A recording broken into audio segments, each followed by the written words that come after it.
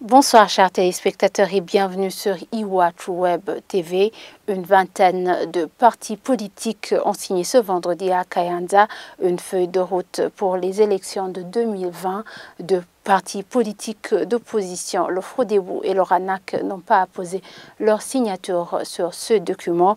C'était lors d'un atelier d'échange entre les représentants des partis politiques agréés au Burundi sous l'égide du ministre de l'Intérieur Pascal Barandagié en collaboration avec le porte-parole de la CENI Pascal Prosper Nargwamiye.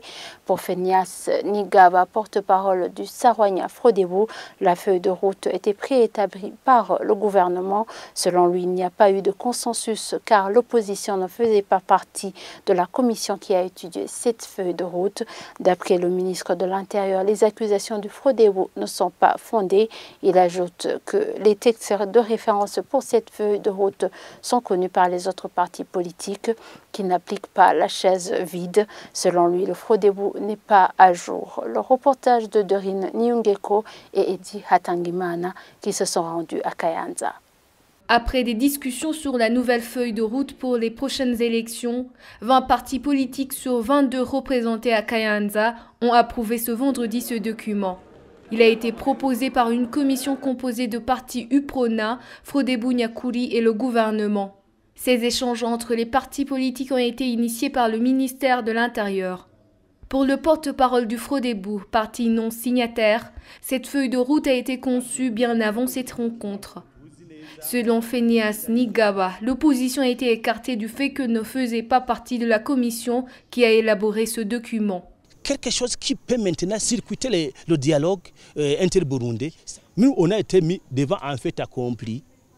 Deuxièmement, lorsqu'on a dit qu'on a mis une soi-disant commission pour aller faire une synthèse de tous ces documents. Alors, regardez la composition de cette commission. C'était l'IPRONA, c'était Frodebu Nyakuri, c'était le pouvoir, l'administration centrale. Alors, aucun membre de l'opposition dans cette commission. Alors, pour nous, on avait préparé cette feuille de route. C'était seulement nous montrer qu'ils allaient faire une synthèse, mais la feuille de route était déjà préétablie. D'après le ministre de l'Intérieur, Pascal Barandagié, rien n'est étonnant. C'est le comportement habituel du Frodebu. D'après lui, les accusations de ce parti ne sont pas fondées. On connaît ce genre de langage au Frodebu, mais en ce qui me concerne, je dois vous dire que ça enrichit finalement la démocratie. Je pense que l'accusation est profonde. Je crois que c'est complètement faux et archi faux. Et rien n'étonne que visiblement ils soient en arrière par rapport aux autres partis politiques. Parce qu'eux, ils ont débattu depuis longtemps sur ce document, que ce soit la feuille de route, que ce soit le document d'Ongurduto. Donc, ce sont des documents qui sont déjà connus par ces partis politiques.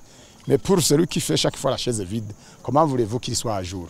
Je ne sais pas la lecture que lui, il fait du dialogue inter-burundais, mais je pense que vous êtes au courant des étapes où on arrive sur le dialogue.